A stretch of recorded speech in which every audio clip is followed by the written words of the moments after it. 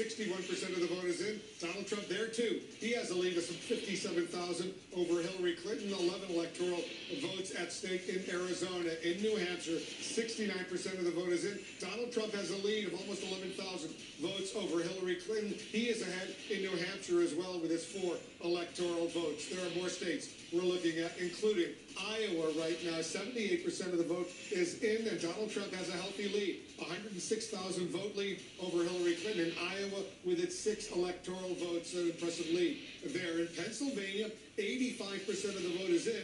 Hillary Clinton is ahead by 40,000 votes, 48.6% to 47.8%.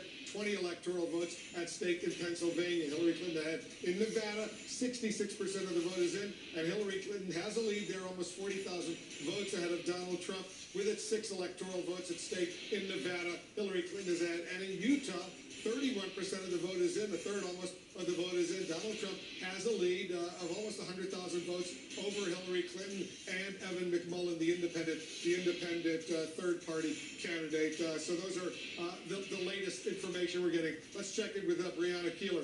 She's over at Clinton headquarters right now for us. So Brianna, update us on what's going on over there.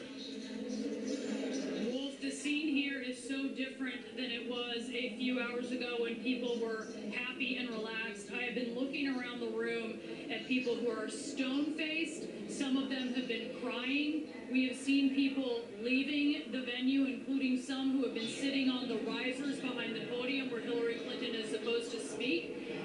There are people who are just in shock. I've seen mouths open as folks here in the audience are watching the results come in, many of them with their arms crossed and a hand to their mouth. They are just stunned as they watch what is going on here. It's just been a complete reversal from what we saw a few hours ago. And what they are watching is various networks, as we're seeing these calls being made for different states. They've been monitoring, a lot of them, their iPhones, seeing certainly the projections for what is going to happen.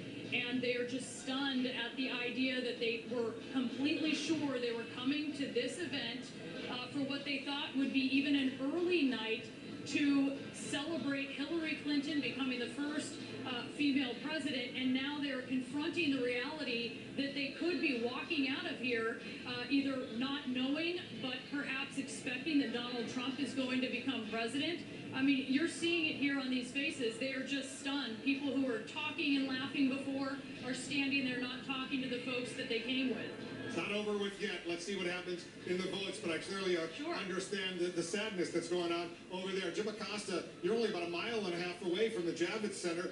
You're at the New York Hilton Hotel. There's the ballroom behind you. That's where Donald Trump will be appearing at some point, we assume. What's the mood over there? Yeah. Well, the mood is the exact opposite of what Brianna Keeler just passed on a few moments ago.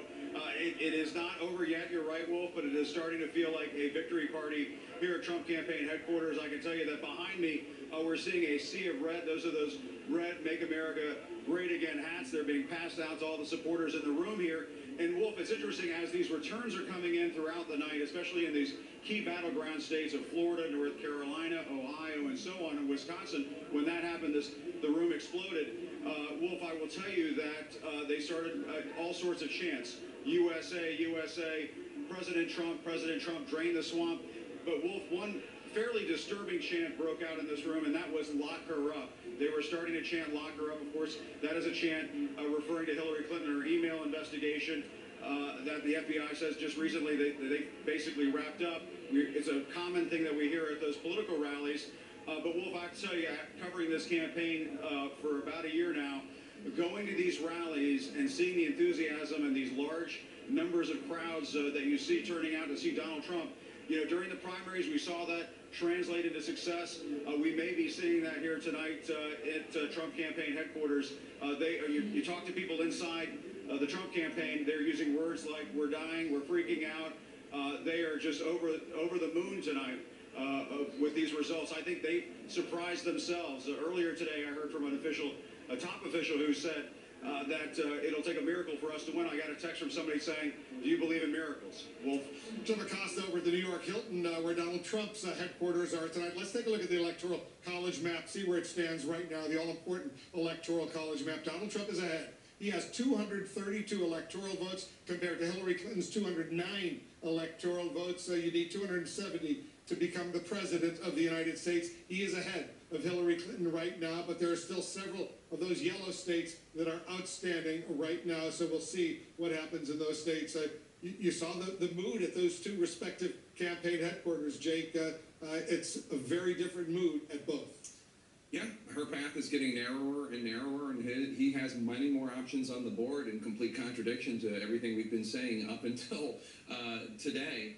Let's take another look at what's going on with Dow futures. The market is now down with Dow futures. It's down 4.32%. We should point out that after Brexit, which is an event that Donald Trump likes to invoke, talking about the unexpected nature of that vote and what was going to happen with his election. After Brexit, the Dow went down 3.4%. So if this holds, we don't know if it will, this will be the biggest loss since the day that trading resumed after 9/11. So this is a day that the markets are not particularly enjoying, unsure about the future of the U.S., unsure about the trade deals and the economy of the U.S. That's when the people of the U.K. voted to leave the European Union. It was a stunning surprise to so many pollsters and others. Dana, it's still not over with yet. Let's not say it's over. You need 270. Neither of these candidates has it, and we're watching Wisconsin and Michigan, a bunch of other states, very closely. Very, very closely. I am getting texts from Democrats who have been working for months, even over a year for Hillary Clinton, though more and more pessimistic as they see the results coming in from Wisconsin, for example. The other thing that I'm hearing from Democrats, and I'm sure that there's going to be, no matter how this works out in the end, the fact that it is so tight right now, a lot of finger pointing back at the FBI director for the October surprise, saying that the investigation was sort of kind of reopened in the email situation, and then closing it back up. However, it's hard to imagine that this kind of almost wave was because of the FBI director. I mean, there's something way more deep and clear going on in this country, and probably the whole idea that Hillary Clinton was potentially in trouble played into that, and it helped that. But I think it's a lot more than what Democrats are But there's no doubt that there's a deep anger. Our early exit polls showed it. There's a deep anger in this country right now at the political establishment. So when Donald Trump keeps saying drain the swamp, he was really, Jake, reaching out to a whole bunch of people, including a lot of people probably who hadn't voted before. A lot of anger at Washington, D.C., a lot of anger at institutions, and that was a big part of Donald Trump's campaign. I think it's also worth pointing out that white working-class voters are the single biggest demographic in the United States. And while many policymakers in Washington, D.C., have turned a blind eye to these individuals, especially when it comes to their economic issues as opposed to merely social issues that might appeal to them, it makes sense that somebody who goes right after white working-class voters in a way that I haven't seen a presidential nominee do in a long, long time would have some success. It's one of the reasons why a lot of Democrats argued Bernie Sanders would have been a better nominee, because he did appeal to many people in that demographic and was the same kind of outsider that Donald Trump was on that issue of trade and on the issue of Washington being broken. He stunned the world by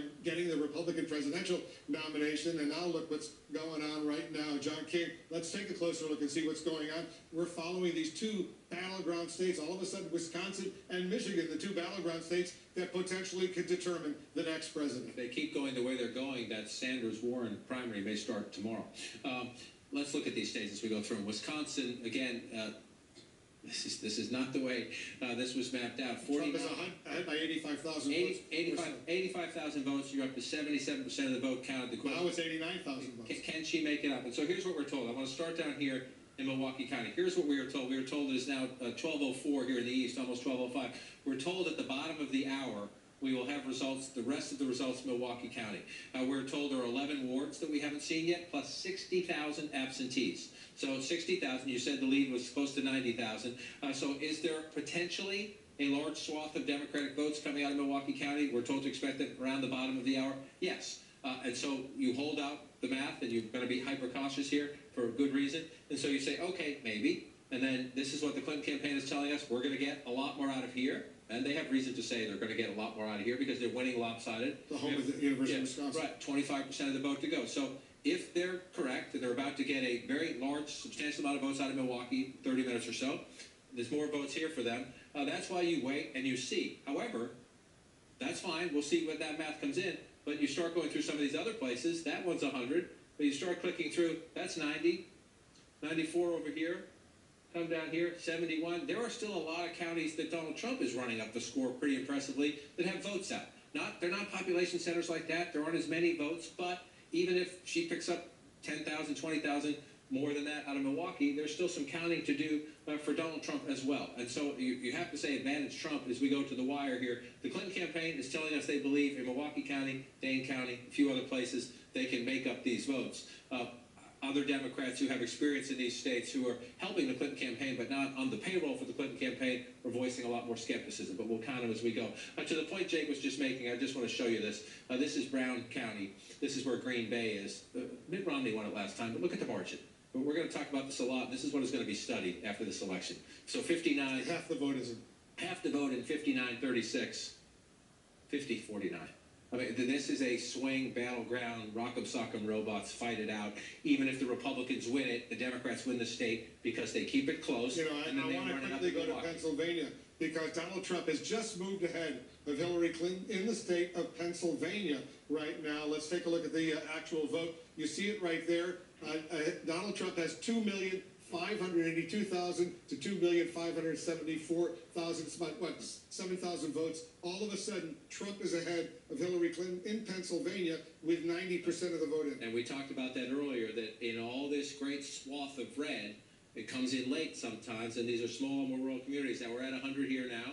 We're at 100 here now. Let's go around. And so this may be that most of the Trump vote is in, per se, as you go through, and that certainly looks to be the case. But as these smaller counties report, the Trump number has gone up. And so yet again, we're asking the same question in another state that has been blue for most of our adult lifetimes.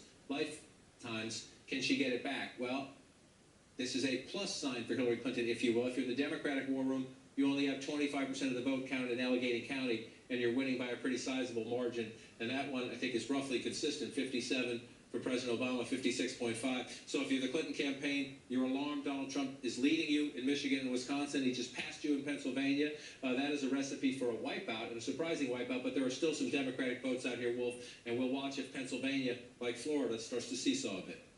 We have another major projection coming in right now. CNN projects Donald Trump